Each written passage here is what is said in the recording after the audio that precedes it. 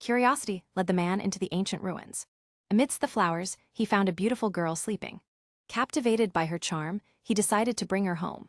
However, the city they returned to was far from ordinary. The tears of the new moon disaster drove humanity underground, where they constructed this advanced, futuristic metropolis.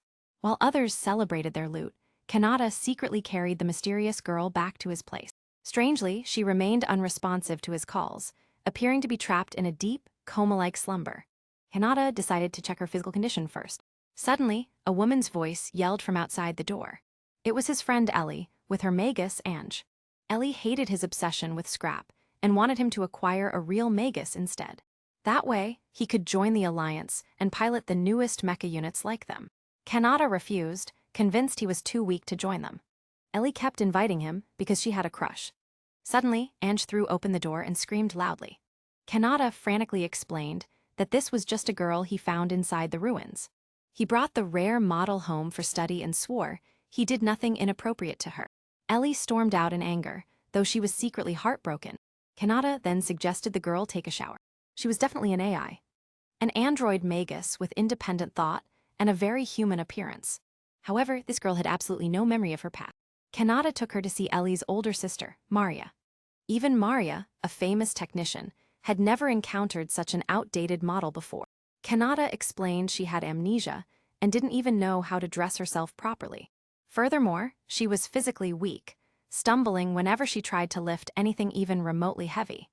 Maria assessed the situation and ordered her Magus to perform a thorough scan of the girl. The system scan, however, indicated everything was perfectly normal. When the girl asked what a Magus was, Maria patiently explained that in this world, pilots called drifters must partner with a Magus to operate their mechs effectively. Maria disliked the girl's clothes, so she gave her a matching assistant outfit to wear. However, the girl insisted on wearing the coat Kanata had given her. Right then, Kanata's system triggered a security alert. Monsters known as Enders were invading the city. Standard weapons were useless against such a massive swarm of enemies. Kanata rushed out to help, and the girl followed close behind. Meanwhile, the Enders had already breached the base perimeter. The city leader, Ma'am, led a desperate defense to keep them out of the residential zone. Yet, the Enders continued flooding into the base. As the situation spiraled out of control, the Adventure Alliance arrived with their advanced mechs to provide critical support. Their new mechs were incredibly powerful. Michael questioned why weather services missed this massive storm. His Magus suggested someone lured the Enders there intentionally. Michael noticed Tokyo equipment inside the Enders, but Tokyo suddenly stormed the battlefield, destroying the evidence and feigning ignorance about the technology.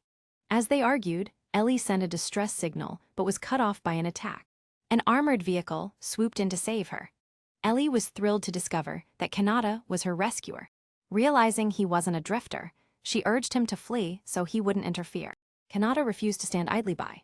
He decided to pilot a mech. But reaching the mech, he hesitated briefly.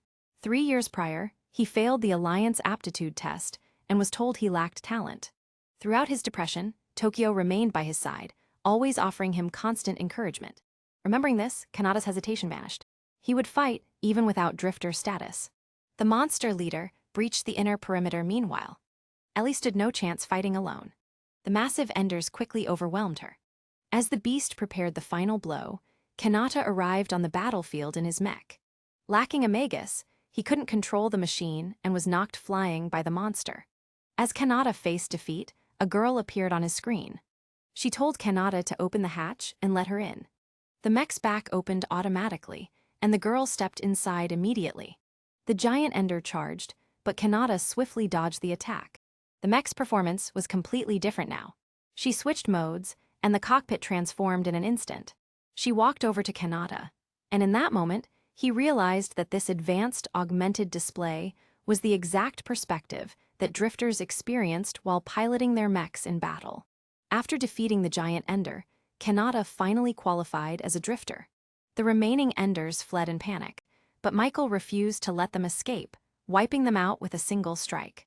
Kanata checked the mech's control panel and learned that the girl's name was actually Noir. Noir confirmed her name, noting the clapping women were Magus.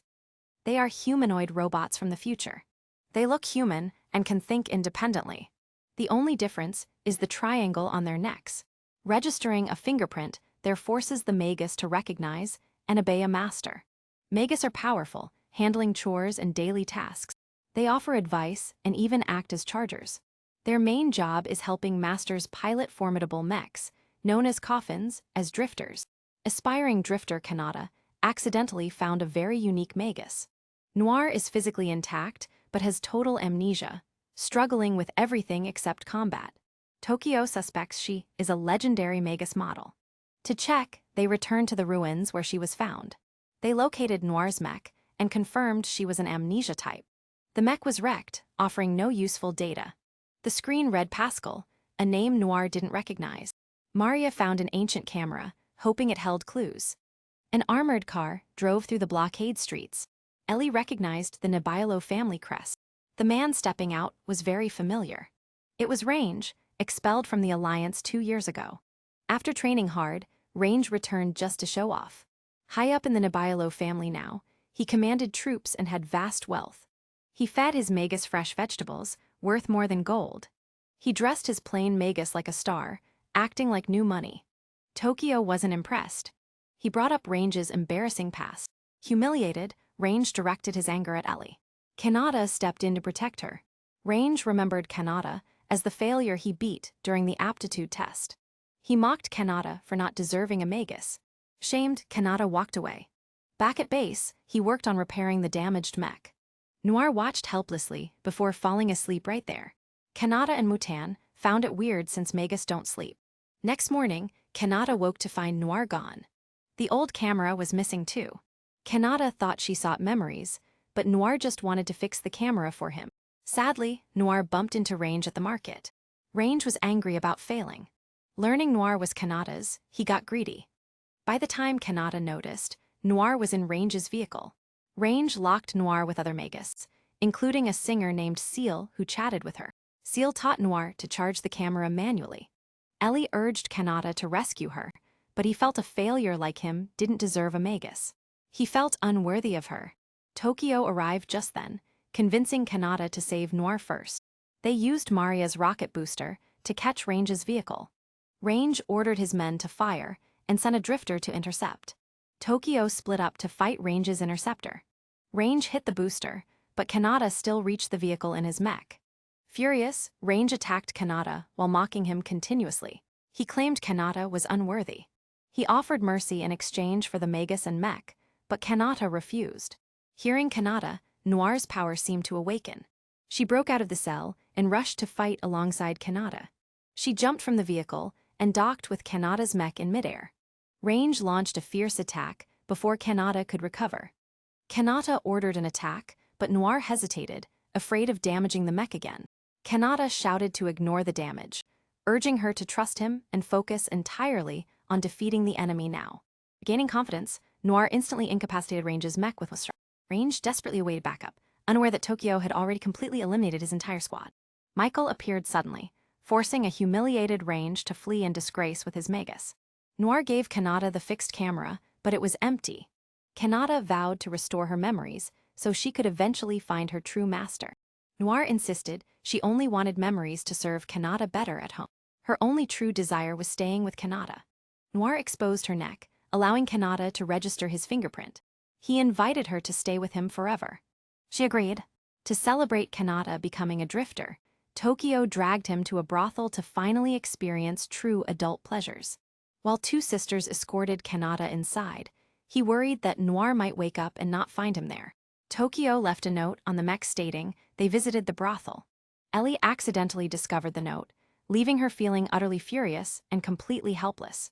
She decided to track Kanata down so they could finish their daily work together. Driving toward the district, they spotted a woman walking alone. They picked her up, and Ellie realized she was a Magus, warning her about the dangers of wandering. The woman, named Schnee, explained she was also heading to the pleasure district to locate her missing master. Inside the club, Kanata was forced to wait because the venue was overcrowded and currently short on available staff members. Waiting there, Kanata felt a mix of nerves and excitement. The other guests seemed experienced, but they were actually just as new to this as he was. Ellie arrived near the district, only to discover a massive swarm of Enders rushing toward the building. Ellie stayed behind to help defend, sending Noir and Schnee ahead to locate their respective masters inside. Finally, the staff called for Kanata's turn. Before entering the room, a sudden alarm interrupted the moment. Kanata sighed with deep disappointment. Suddenly, Schnee and Noir burst through the door, warning everyone about the incoming Ender invasion outside. Kanata wasted absolutely no time, rushing out to join the battle immediately. He jumped into his mech to defend the city against the swarm. He arrived just in time to save Ellie. Lacking experience, he managed to trap the enemy but struggled to finish it off effectively. Luckily, Ellie stepped in and destroyed the target. Ellie reminded him that he wasn't fighting alone, so he shouldn't rush. Ellie asked for cover fire while she prepared to eliminate the mid-level Enders, even with Noir helping. Kanata still felt painfully weak. To fight on the front lines, he realized he must become a stronger drifter for Noir. Noir responded to his resolve, and they instantly engaged the Enders with renewed synergy. Unexpectedly, the monster Ellie restrained suddenly shifted focus and attacked Kanata directly. Just as Kanata braced for impact, a white mech appeared, slicing the enemy in half instantly. It was Schnee and her master. Kanata tried to provide cover, but Noir insisted that their assistance was unnecessary. The powerful duo crushed the Enders like ants, their overwhelming strength leaving the monsters no chance to retaliate. The man struck frontal enemies, while Schnee handled the rear. Kanata watched their superior fighting style in awe. With Schnee's seamless cooperation, the man piloted his mech into the sky, raining destruction down and ruthlessly slaughtering every single fleeing enemy in a breathtaking display of pure power.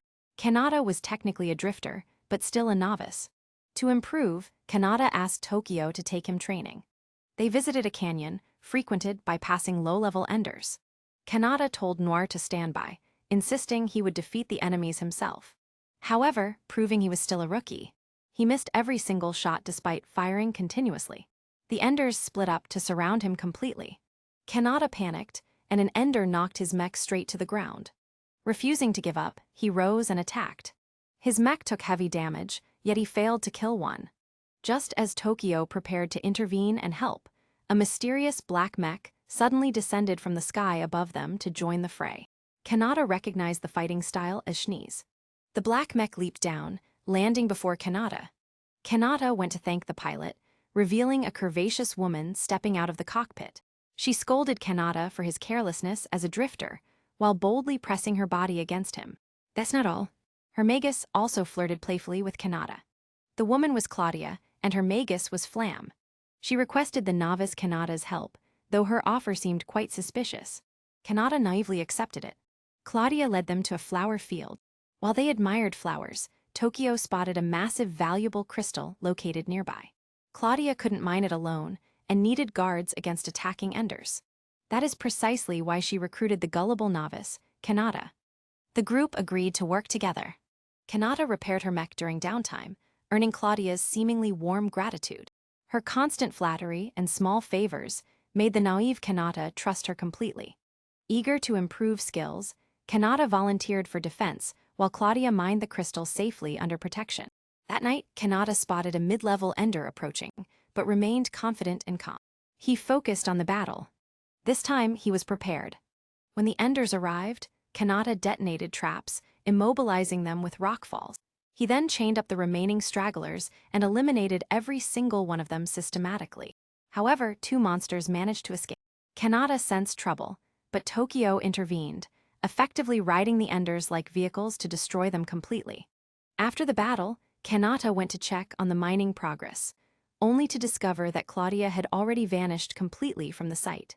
She had successfully stolen the valuable crystal and fled the area long before they could return. Kanata lost the crystal, but didn't mind since his main goal was actually self-improvement. Instead, he gained several valuable and unexpected benefits. He is the most foolish man ever. Believing a stranger's lie, he entered the dangerous desert maze all alone. Without a GPS signal, he got lost immediately upon entering. Then, unknown mechs ambushed him there. He had fallen into a trap. Enemies swarmed, creating an inescapable net from the ground to the sky. Kanata struggled hard, but was eventually surrounded. The mechs ignored Kanata completely. They tried prying open the Magus cockpit. Their target was actually Noir, not Kanata. Yesterday, someone at the base obtained a very rare crystal. Kanata and Noir recognized it as the crystal Claudia stole from them. Sure enough, during the bounty payout, Claudia appeared right behind Kanata. She faced him completely shamelessly. She tempted him with secrets to becoming a great drifter. Kanata wouldn't fall for it twice, yet her convincing words haunted his mind long after he had returned to the base. To get stronger, she claimed Drifter and Magus must truly unite. Simply put, they needed a partnership closely resembling a married couple. The best way to build synergy is exploring the desert maze. Navigating it successfully would improve their skills. However, entering such a dangerous maze was too risky.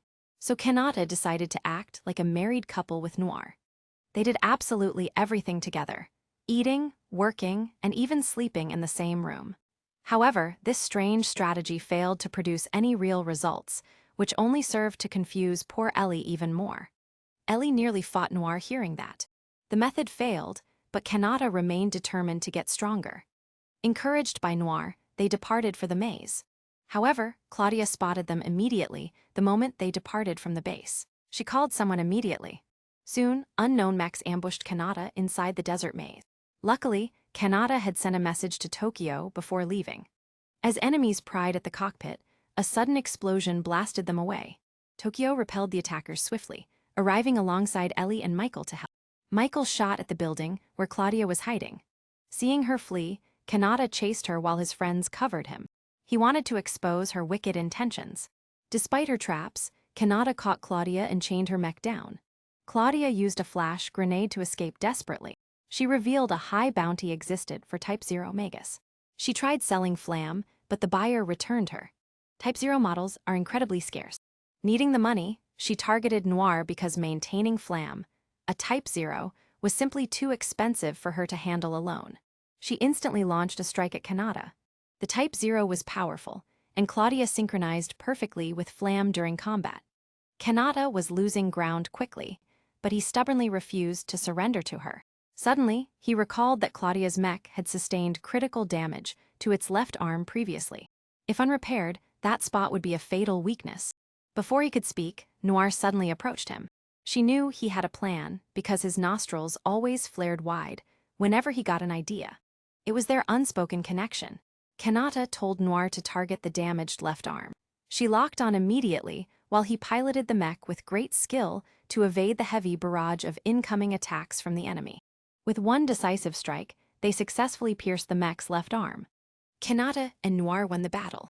Instead of punishing her, Kanata recommended a mechanic who could repair Flam for a very low price. Now Claudia wouldn't need to steal for money. Meanwhile, Tokyo and the team repelled the mechs. Yet the enemy's identity remained a mystery. Someone asked if they were really going to trust that complete loser. The mysterious man then proposed a new challenge. He proposed a bet. The last survivor in the mech arena wins his precious treasure.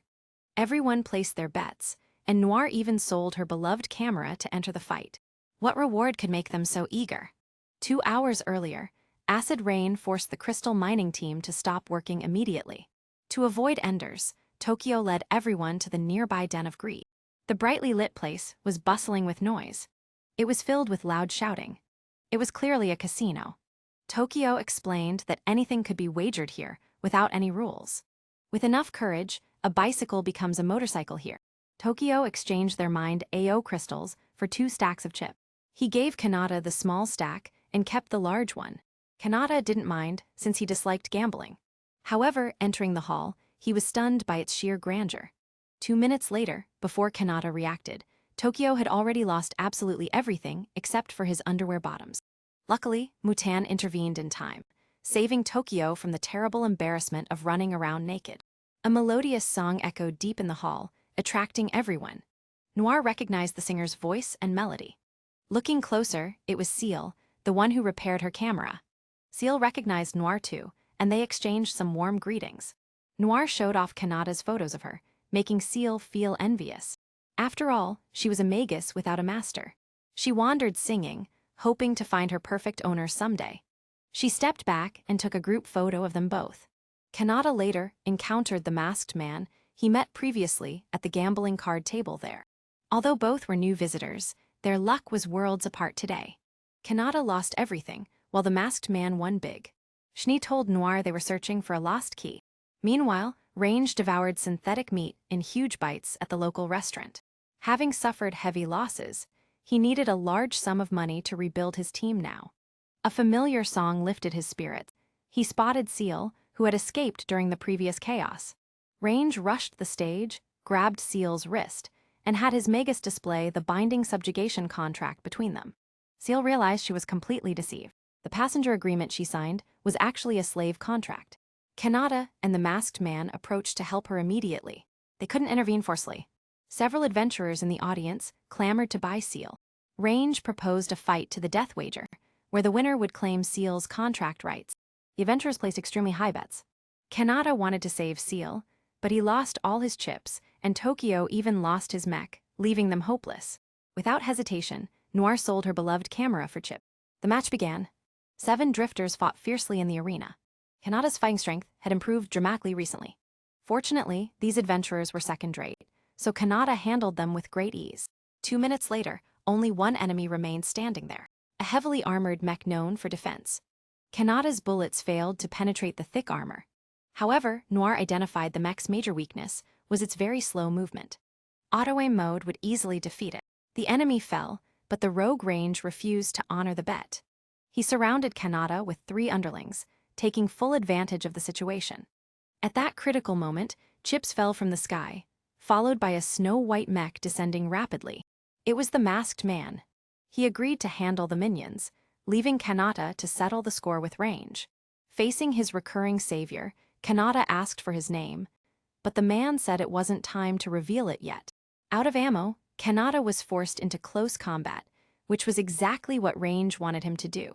Within 3 rounds, Kanata was overpowered and on the verge of losing. Just then, Schnee noticed something wrong.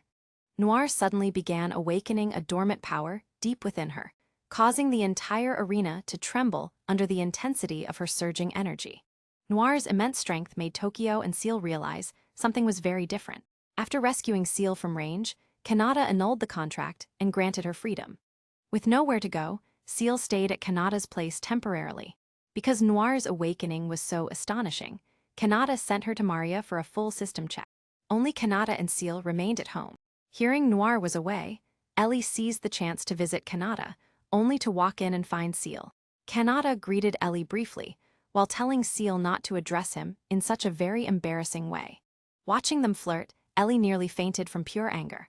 Although she knew Seal was just a robot, seeing her suck Kanata's injured finger into her mouth made Ellie explode with a fit of uncontrollable jealous rage. To repay Kanata for saving her, Seal handled all the household chores. She cooked meals, tenderly wiped his sweat, and even organized his underwear. While Kanata worked, she sang sweet songs for him. Chatting casually, Kanata described how he found Noir in the wild. He would gladly release her if she found her owner. Hearing this, Seal developed a genuine fondness for Kanata. She invited him to bathe together, claiming they could scrub backs and save precious water. Seeing Seal in a bathrobe made Kanata blush furiously. That night, he offered her the bed and slept in a hammock. Seal didn't understand why, since Magus don't need to sleep. Kanata explained that Noir loved sleeping, so he assumed she would too. This gesture touched Seal deeply. Even though they were robots, Kanata treated them like humans, making her feel special. Kanata treated Magus this way because his mother was one. His father was a drifter who passionately explored the world before the tears of the New Moon disaster. Growing up motherless, his father's Magus had always filled that maternal role. Under her meticulous care, Kanata grew up happily. Unfortunately, this happiness did not last long. A battle against an Ender boss took his parents, but Kanata refused to let this defeat him. He resolved to find the legendary Histoire to fulfill his father's dream. Kanata poured his heart out. Unaware, Seal climbed the base that night to send a report to the organization. The next day, while Seal did chores, Kanata noticed something was clearly off. She wasn't singing today and had lost her usual enthusiasm. Thinking he unintentionally hurt her feelings, he borrowed Tokyo's armored vehicle and drove Seal to a special spot outside the base. Seal didn't know his intentions, but the organization had given her orders the day before. If Noir was the key, then Kanata, her owner, was a potential threat to them. If he refused to surrender Noir, he would be eliminated. To protect the naive boy, Seal decided to let him sleep while she quietly took Noir away from him. Just as Seal prepared to act, Kanata braked hard, disrupting her plan. They arrived at their destination, the ruins of an opera house. Kanata hoped Seal would sing here to regain her joy. The song reminded him of parents. Seal was moved by Kanata, making her non-human heart beat once again. As the song finished playing, acid rain began falling from the sky. A group of Enders approached. Noir was not present. Kanata asked Seal to pilot the mech with him and fight. Despite cooperating for the first time, they worked together completely seamlessly. It was at that moment Kanata realized Seal could also utilize powerful combat skills in battle. Their synchronized movements allowed them to dodge attacks, while Seal unleashed her unique combat abilities against the Ender swarm. The battle continued to rage with incredible fury. After 2 minutes of fierce combat, they successfully defeated the enemy. The next night, Noir returned to base after her checkup. Concerned, Kanata asked if Maria had installed any strange programs into her system, but Noir didn't understand his meaning. Seal became more affectionate toward Kanata, knowing she had finally found her dream-perfect master at last. Kanata arranged a team-building event to help maintain family harmony. However, the situation quickly escalated out of control. Ellie wore rare pink lipstick, excited for a date, but was crushed to find she wasn't the only guest invited. She was furious watching her rivals getting much closer to Kanata than she could. Luckily, her biggest rival Seal had not arrived yet. The girls were thrilled at the park. Before changing, Maria and Ange suddenly dragged Ellie away, declaring that the timing was absolutely perfect now. Claudia and Flam followed quickly, eager for drama. Maria wanted Ellie to confess to Kanata today to secure their relationship, naming the plan Operation Kanata Showdown. Ellie protested outwardly, but felt secretly excited. Maria feared Ellie's plain swimsuit would fail to attract Kanata's desire. She revealed a sexy swimsuit prepared earlier. She promised Kanata would fall for her instantly. Maria offered a pink swimsuit that looked normal, but would turn completely transparent the moment it touched water. Ellie refused the offer, choosing her own blue swimsuit instead. The group's conversation left Noir completely confused. She misunderstood the situation. She only caught certain keywords. She believed they planned an attack. Ellie walked timidly before Kanata. Although she refused the sexy swimsuit, Kanata was stunned, staring at Ellie unable to look away from her. The romantic tension made both feel awkward. Seeing this, the other girls teased them to add fuel. Extremely shy, Kanata made an excuse and ran. He still watched Ellie from afar. He finally looked away only when he noticed Noir nearby, whose incredible beauty could actually rival Ellie's in that moment. Kanata admitted he couldn't swim, hoping Ellie would teach. Ellie blushed with joy, but asked why he chose her. Kanata replied that only Ellie seemed normal among them. Suddenly, the lights went dark. Spotlights flashed as Tokyo appeared on stage, announcing that the superstar singer Seal would perform her song next for everyone. Seal emerged and sang a beautiful song, electrifying the crowd as they cheered loudly and threw tips. Tokyo collected the coins, making a huge fortune. After performing, Seal immediately rushed to Kanata's side, finally completing his harem. Seal held Kanata's hand, making Ellie feel jealous. Hearing Seal would chase dreams with Kanata, Ellie broke down and left in tears. It wasn't just jealousy causing this. As a child, she mocked his dreams. That memory haunted her, blocking their relationship potential completely. Kanata chased her but accidentally grabbed her neck, causing Ellie to fall straight into the pool. Ellie's legs cramped from running so hard, and she nearly drowned instantly. Suddenly, a handsome figure appeared from out of nowhere. It was Kanata, who actually couldn't swim. Waking up, Ellie learned Kanata saved her, and even performed mouth-to-mouth resuscitation to help her. Seeing Kanata's flushed face, Ellie also blushed in extreme shyness. That night, Kanata visited Ellie to talk on the rooftop. Ellie apologized for mocking his dreams, but Kanata looked bewildered because he had long since forgotten about it. He only remembered Ellie as the girl helping him. Hearing this, Ellie blushed bright red and playfully pounded Kanata's chest with her small fists. Unexpectedly, Kanata slipped, and they fell to the ground in an awkward position. Ellie asked if he truly kissed her earlier. Kanata explained that Ange violently stopped him, so Ellie's precious first kiss actually remained completely intact for now. Just then, Noir arrived and drenched Kanata's face completely using her large water gun. She mistook the changing room chaos for an attack and came specifically to protect him. This banana sits behind bulletproof glass, monitored by security guards around the clock. Since the Great Catastrophe, fresh fruit is extremely rare. This single banana sells for a massive 890,000. Meanwhile, a powerful man stood behind Kanata while he bought parts. One glance made Kanata feel ashamed in his presence. After taking his items, the man left. Kanata asked the shop owner about the man's identity. He learned it was the legendary drifter known as Alba. Rumors claim he caused a hellish extinction event single-handedly. He walks unprotected in acid rain. He can forge Magus skills too. His Magus is custom-made to his preferences. Hearing this, Kanata felt hopeful. Wanting to restore Noir's memory, he rushed to ask for help, but Alba ignored him, declaring he had no interest in speaking to such an insignificant nobody. Kanata realized he had been far too hasty. Next day at the mall, they saw Alba's Magus. Kanata introduced himself, apologized for his rash behavior yesterday, and invited the Magus girl to join them for dinner.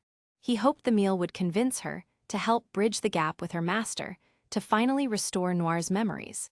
Alba's Magus agreed to take them to him. Ada asked for details about Noir to understand the situation better. Kanata explained he found her sleeping among flowers in a garbage dump. He had to take such a sleeping beauty home. Later, they found she slept 10,000 years and lost all her memory. Ada took them to her master's home, treating them hospitably and preparing authentic coffee for the guests. Alba returned as night fell.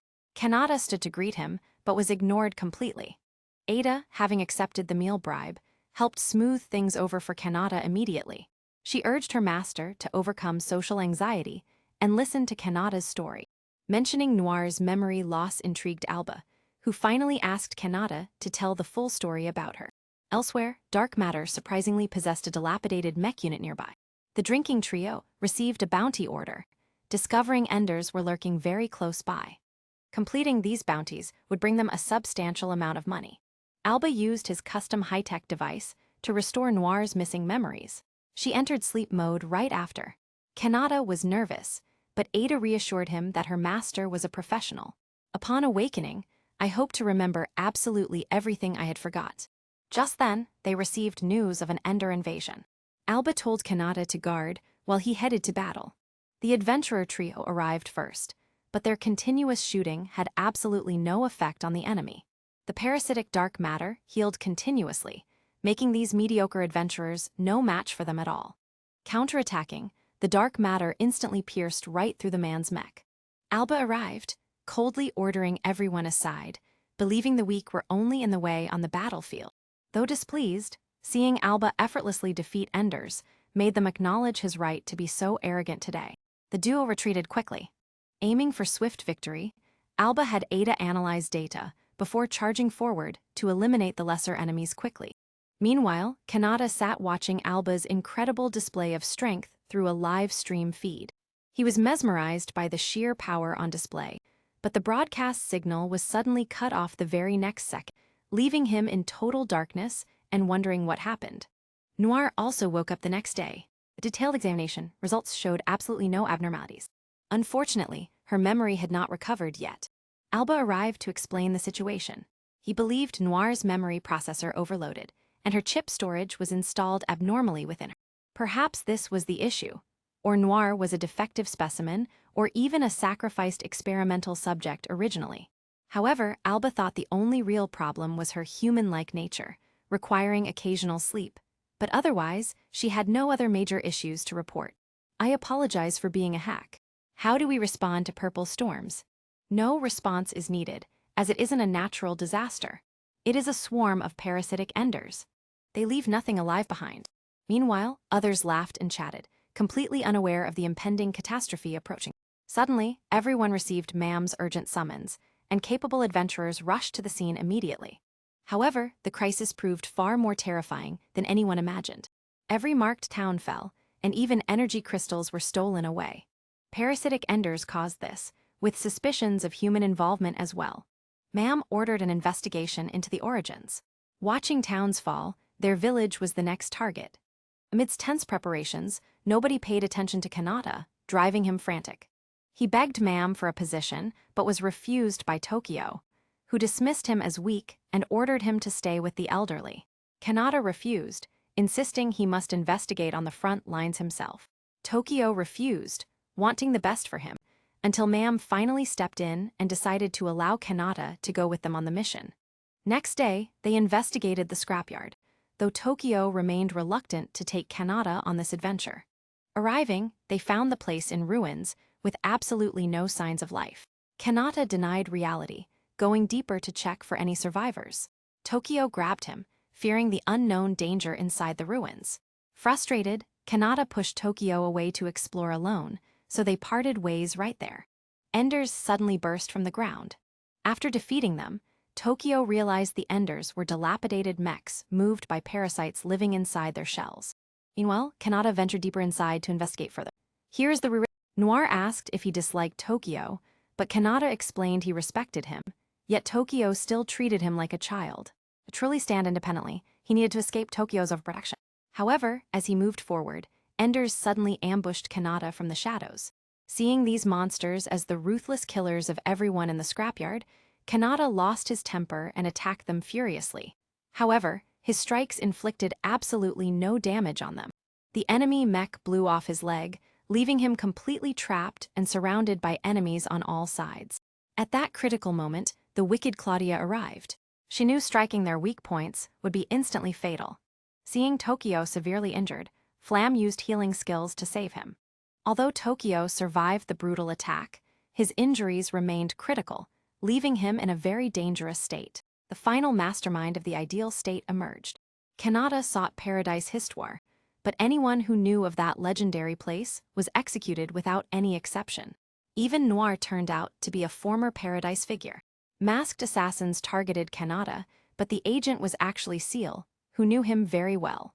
Although Seal is a robot, she developed truly inexplicable feelings for Kanata deep in her heart. She advised him against fighting Enders, but Kanata was never one to retreat. With injured Tokio relying on him, he would never accept stopping the fight. Hearing this, Seal could no longer sit still. She betrayed command to run away with Kanata. She hoped Tenorus would convince Kanata to leave. When persuasion failed, she showed him that humans and robots think completely differently. The key's current master will now be eliminated immediately. It happens immediately. Meanwhile, the Purple Storm revealed two massive towers, continuously spewing out endless enders. Adventurers guarding their homeland gathered together, fully readying themselves for a frenzied hunt. A sneaky adventurer lurked on the sidelines, acting like a bystander. Range waited for mutual destruction, planning to appear later to claim the glory. However, the Enders ruined his plan. Enders appeared behind Range, forcing him directly into the chaotic battlefield. No one expected this known coward to charge first, but his action successfully ignited everyone else's fighting spirit to join the intense battle immediately. Overwhelmed by monsters, Ellie broke from the group to fight alone. Their numbers increased, and boss-level monsters suddenly started coming for her. Kanata arrived at that very critical moment. His sharp movements proved Kanata was no longer the rookie he was. They cleared the battle together and rushed toward the tower's center. Seal wasn't trying to kill Kanata. Her superior, the masked man, ordered her to test his true potential. This defied the supreme leader of Heaven's People Command. Kanata reached the front lines, replacing a group of exhausted adventurers. To help everyone reach the tower's top safely, Claudia ordered Flam to use her most powerful move to open a clear path for them to proceed. So they all pressed forward. Meanwhile, Tokio also finally woke up. This grand spectacle required his presence. Teammates covered Kanata as he reached the tower's top. Destroying the Purple Storm core would end the battle. Suddenly, Enders appeared to block his path. Kanata couldn't withstand the pressure of so many enemies, causing his mech to sustain continuous damage. Even Noir began to dim. At Kanata's lowest moment, Tokio arrived on a rocket, reigniting the fire within Kanata's heart immediately. The brothers eliminated all Enders together. They climbed to the core and struck the final fatal blow simultaneously to end this long battle. Just when they believed the battle was finished, a massive core formed between the two towers. The boss entered Phase 2. The final battle had arrived. The boss's defenses grew stronger over time. Tokio asked Mutan if he could use his ultimate. Unfortunately, his power was spent sustaining his severe injuries. Kanata covered them while Michael and Tokio attacked the core, but they were no match for it. The group's strength and injuries had not recovered yet. The strength disparity was simply too vast. They relied on Kanata now. He slashed the core, but it remained completely unharmed, and he heavily damaged his mech's left arm instead. As the core prepared to fire, Kanata shouted in pure despair. Noir watched this scene, sinking into deep self-reproach. She believed her weakness put Kanata in this dire situation. She recalled the 3 Magus laws Maria mentioned, the law of mutual loyalty and accompanying neighbors, and the law of growing together. Achieving these required establishing a deeper bond between them. Kanata had many companions and grew stronger every single day. Did he really need such an incompetent Magus? She didn't deserve to call herself Kanata's Magus. Overwhelmed by negative emotions, she erupted in rage once again. Her power increased dramatically, instantly creating a powerful shield to protect Kanata with her skills. However, the awakened Noir was vastly different, immediately mocking Kanata for being far too weak now. Sensing something wrong, Kanata asked what happened to the real Noir. It seemed Noir had a dual personality trait.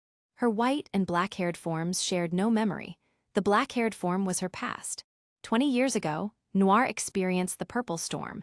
This current offensive was merely child's play to her. As the boss launched another attack, Noir prepared to finally reveal her true power to everyone watching the battle. Her attack poured down like sunlight, instantly destroying the core. The Purple Storm, troubling everyone, was defeated so easily. Yet this black-haired Noir, calling herself Mister, said something strange. Humans and mechs declined significantly. She referred to white-haired Noir as safe-mode Magus. Mister was forcibly summoned by white-haired Noir, unaware where that original personality had actually gone. After the battle, Range sneaked into the ruins to dig crystals, but even Enders knew how to lure such fools. The town returned to peace so easily. Meanwhile, Seal met with the masked man. Mister's appearance complicated the situation even further. They needed to determine if the key was Mister or Noir. What exactly was this key? And what was Paradise Histoire really hiding? All this will be revealed in Season 2.